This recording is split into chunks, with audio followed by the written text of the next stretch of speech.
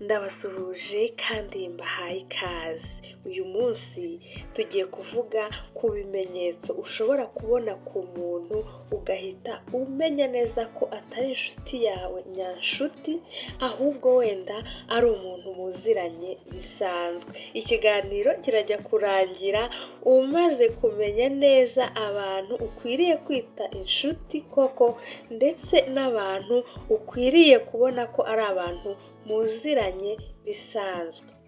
Shimira cyane we wamaze gukora subscribe, uri umuntu w'agaciro cyane kuri njye, Imana iguhe umugisha. Nawe utarakandaho ufate uyu mwanya kugira ngo ubikore, kandi ni ibintu byiza cyane bidutera imbaraga zo gukomeza, kandi ibiganiro bikagera ku bantu benshi. Twihuse rero, ikintu cya mbere uzabona ku muntu ukabona ko atari inshuti nyanshuti ni ubwibone. Wa muntu uzabona ko ashaka kwishyira hejuru, ukabona ashaka kwerekana ko ari we ufite ibintu byiza, niwe uzi kuvuga neza, niwe uzi guhitamo neza, niwe uzi gukora ibintu bitandukanye neza, ukabona wowe aragushyira hasi buri gihe, ukabona asa nk'aho ashaka kukudomina cyangwa se ashaka kwerekana ko akurenzeho, mutari ku rwego rumwe. Uwo muntu nubona umuntu umeze utyo mu bantu wajyaga wita inshuti zawe, uzamenye ko harimo akabazo, kuko umuntu w'inshuti ntabwo akwereka ko akurenzeho, ahubwo niyo abona ko afite icyo akurusha agerageza uburyo wenda yakuzamura nawe ukakigeraho, ariko ntabwo ashaka kubigukandagiza cyangwa ashaka kukwereka ko ari hejuru yawe, ko wowe nta jambo ufite, ahubwo igihe cyose ari we uhora uri hejuru. Icyo ni ikintu cya mbere. Ikintu cya kabiri uzabona ukabona ko uwo muntu harimo akabazo, umuntu uza mu buzima bwawe kuko hari icyo agukeneyeho. Ahangaha uzabona umuntu aguhamagara kuri telefone cyangwa se aza kukureba kuko hari ikintu agukeneyeho, wenda ni ikibazo yahuye nacyo, wenda arashaka amafaranga ni urugero, cyangwa se afite ikibazo arashaka kugutura ikibazo, akakubwira ibibazo yahuye nabyo kugira ngo aruhuke, cyangwa se akakubwira ikintu runaka kugira ngo umugire inama, mbese aje kubw'impamvu afite ikibazo, cyangwa se afite akazi runaka aragira ngo ukamufashe. Igihe cyose akaza kukureba cyangwa akaguhamagara kuko afite ikintu agukeneyeho. Uwo muntu niba ameze gutyo harimo akabazo. Hanyuma kandi wowe ku rundi ruhande, wowe wamukenera kumuhamagara wenda ufite icyo ushaka kumubwira, cyangwa ufite inama ushaka kumugisha, ukabona nta mwanya agufitiye, wamuhamagara ngo agire icyo agufasha, ugasanga ari bize nta mwanya agufitiye. Wamwaka ikintu runaka ukeneye, serivisi runaka, ukabona ntahari. Ibyo bintu ukabona nibwo buzima bibaye kenshi, aho ngaho iyo nshuti nayo burya nta nshuti ibiri, kuko inshuti nyanshuti murafashanya mwese. Niba afite ikibazo ndagufasha, niba nanjye gifite uramfasha, niba hari serivisi nkeneye urayimpa, gutyo gutyo. Wenda bikanga rimwe na rimwe kubera impamvu zumvikana, ariko atari ubuzima buhoraho ku buryo umuntu uhora ubona aza kuko hari icyo agukeneyeho buri gihe, nyamara wowe wamukenera ukabona ntushaka kumubona. Niba ufite inshuti imeze gutyo, iyo nayo ntabwo ari inshuti. Ukwiriye gushyiraho imipaka, ukwiriye kugira ahantu ugarukira muri ubwo bucuti bwanyu, kuko biba bigaragara ko harimo ikintu kitameze neza.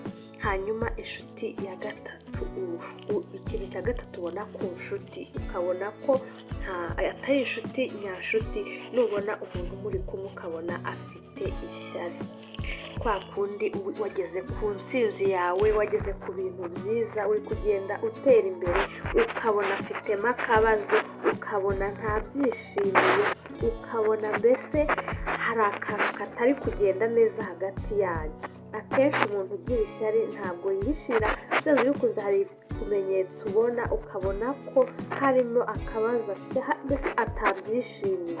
Nubona rero ugeze ku bintu byiza ukabona umuntu wita inshuti ntabwo mufatanije gusereburetinga cyangwa se kubyishimira, ntabwo mufatanije urwo rugendo, ukabona afitemo akantu katarimo ibyishimo, katarimo kubyishimira, aho ngaho uzamenye ko uwo muntu ari umunyeshyari, uwo muntu nta kintu cyiza akwifuriza. Hanyuma umuntu wa kane, ikintu cya kane uzabona ku nshuti ukabona ko atari inshuti nyanshuti, ni umuntu ujya kukuvuga hanze. Wenda umubwiye ikintu ni hagati yanyu, cyangwa se kuko nyine muri inshuti hari ibintu byawe akuziho, hanyuma akagenda abivuga hirya kandi akabivuga udahari, akabivuga nta burenganzira afite wamuhaye, ugasanga ni umuntu ukuvuga mu bandi kandi yaza akakwigiraho nk'aho ari inshuti. Uwo muntu nawe ntabwo aba ari inshuti nyanshuti yo kwizera. Hanyuma uwo muntu rero ushaka kwerekana ko akwegereye kugira ngo wenda agire amakuru yawe amenye ayajyane hanze, akenshi nawe iyo muri kumwe usanga muri mwibereye mu kuvuga abandi kandi mubavuga ibintu bibi, cyane cyane agashaka kugusunikira mu kukubwira inkuru z'abandi bantu, mu kukubwira inkuru z'abo bitagenze neza, kukubwira mbese inkuru mbi ku bantu. Uwo muntu nubona muri kumwe igihe cyose ukabona ibintu bye biri gushaka gusubira ku bandi, ibiganiro byanyu ashaka kubisunikira mu kuvuga abandi kandi abavuga ibintu bibi, uzamenye ko nawe iyo ageze mu bandi nawe arakuvuga, kuko muri we ubona ko ari cyo kimushimishije, ari byo bintu bye.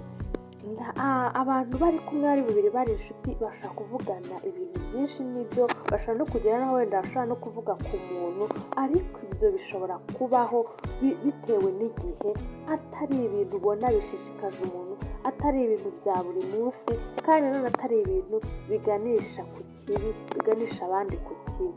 Uwo muntu rero nubona ashishikajwe no kuvuga abandi kandi abashyira hasi, abavuga ibintu bibi, ariho ibiganiro bye bishingiye cyane cyane, uzamenye ko uwo muntu ari umunyeshyari, uzamenye ko uwo muntu ari umunyamagambo, kandi iyo avuye kuri wowe no ku bandi, iyo ageze ku bandi nawe ahita atangira kukuvuga. Hanyuma twihuse rero ku wundi muntu muzaba muri kumwe ugahita ubona ko atari inshuti yawe, ni umuntu uzakujyana mu bintu bibi. Niba ubona inshuti yawe iri kugukurura ikujyana mu ngeso mbi, ikujyana mu kintu nawe ubizi neza ko ari kibi, burya akenshi iyo umuntu afite ingeso mbi yamunaniye nawe aba abizi, cyangwa se iyo afite ikintu kibi abamo nawe aba abizi.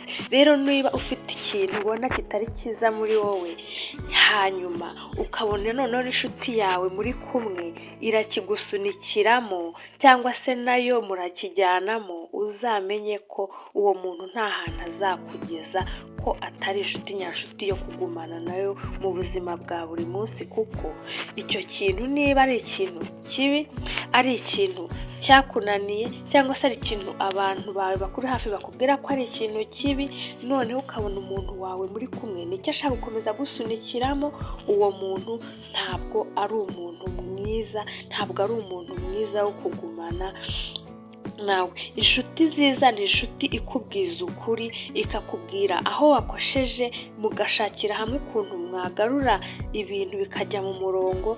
Ni inshuti ikuyobora inzira ijyana ku iterambere, cyangwa se ijyana mu butsinzi. Ntabwo ari inshuti ikumanura igusubiza hasi, ishaka kugira inama zituma muhera hasi cyangwa muhera mu bibi, ahubwo ni inshuti ifite inama zikungura, inama zituma mujya imbere.